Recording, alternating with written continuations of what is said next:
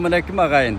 Эми мына майрамдар өттү. Биз эл аягы тынчыганда деп айрыкча мына 2 сентябрда эшик ачык болот деген жарыя менен келгенбиз. Мына ак үйүбүз. Ак үй эми жалпы Кыргыз элинин, Кыргыз Республикасынын мамлекеттин байлыгы, мамлекеттин дөөлөтү. Ушу кут болсун дейли. Жаңы үйдүн башталышынан тетиги Sıkkol gazetinsası meymanxanası buzulgandan tartıp görsetip geldik biz. En baya gerek bolsa terek jığılat degende bir kestegi görkөм имарат эле анын ордуна мына ак үй салынды. Кандай болсо да ак жолтой болсун, элибиз аман болсун, ток болсун, тынч болсун деп улуу жараткандан тилейли. Эми мунун ичинде мына азыр көрүп, мына сырттан келип, ошол айтылган экисинде эшик ачык болот деген аткарылбагандан аларды мен ажиотаж кылып көрсөткөн жокмун. Эми тиги жерде ак жоолукчан энелерибиз, аксакалдарыбыз кайда айылдардан келип алышыптыр. Таң эртелеп келип ошол жерде турат сагалап. Эч ким жооп бербейт. Ал жерде эшик тоскон милициялар эмнени айтат эми? Биз кийирбейбиз, ремонт бүтө элек деп. Анан мен ал жерден тартып алдым. Эми аны элге журтка көрсөтпөй эле коеюн дедим. Мындай сөздү так аткаруу ушу качан биздин мындай адат болот билбейм да. Ушунчалык эл нааразы болуп кайра кайтып атат. Жакшы үмүт менен келип атат. Анан айрыкча УКМКнын жетекчиси Камчыбек Ташиев айтты эле. Биз ошол кишинин сөзүнө ишенебиз деп келди да. Мына элдин ишеничи. Анан ортодогу мынабы биздин извено деп атпайбызбы? Аны ажообуздан тартып айтып атат. Ай, мындай алешем кылбаш керек да. Алар тигилерди орусча айтканда подвайт этип коюп атат, жогорку подвайт этип атат да. Аларды уят кылып коюп атат эл алдында. Аны ойлонуш керек да мырзалар. Ушунча элди топтоп алып. Аны эми мен айланып бүт кыдырып чыктым. Чала бүткөн жерлери көп экен. Биз дайым эле шаша беребиз. Ушул көркөм имаратты айланасын бүтүрүп коюуга акча да, тыйын да бар деп айтылып атат. Ошолорду жакшы табына келтириш керек эле. Анан эми баягы дайыма туурасын айтып жүрөбүз. Мынау кара тосмо мени ренжитти тосуп аткан. Өткөндө ушу УКМКнын жетекчиси өзү түшүндүрмө берип атат. Албетте, муну сакчыларды кармаганга көп акча кетет экен, тигиндей мындай деген сөздөр болуп атат.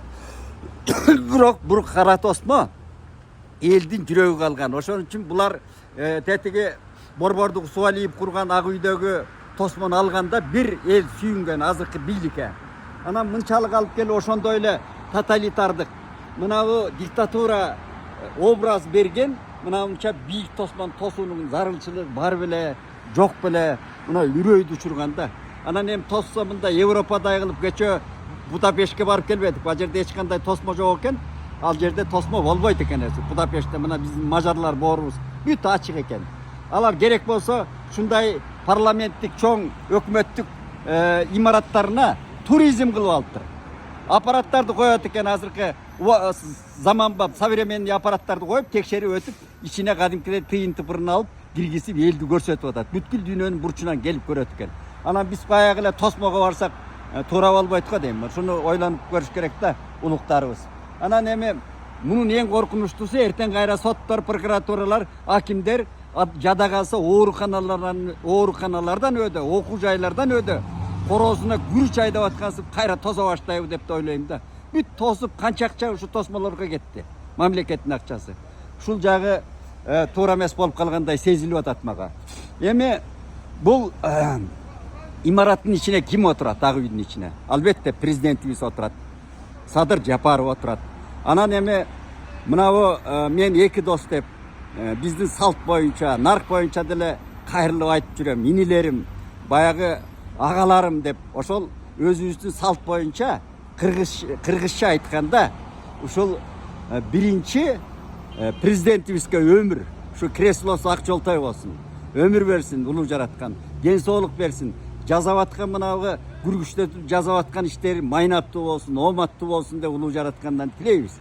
Албетте баягы көл акелеринин улуусу Мойтек айткан сөз бар.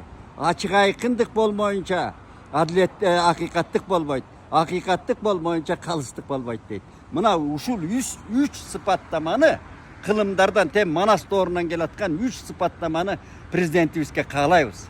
Ушул биздин келечегибизге чоң үмүттөр пайда болуп атат.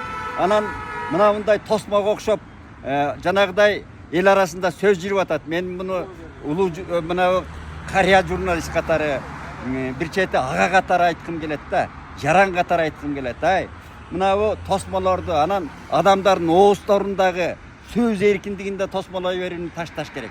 Мунун зарылчылыгы жок. Өнүгүү болуп атканды эл көрүп турат. Мына түшүнүксүз жагдайда депутаттар, жогорку кеңештин депутаттары стройдон чыгып атат да. Шулар жөнүндө менден көп сурайт. Мен албетте мына Кадырбеков деген жигит жакында кетип атат. Андан мурда Бакырган Коргонбаев деген кетти. Андан кийин ортодо бир топ жанагы Макалек, Сакалек деп тамашалап жүрчүбүз. Тазабек Икрамов деген жигиттер. Ушундай кандай болсо дагы ойлорун ачык айтып жүргөн жигиттер да.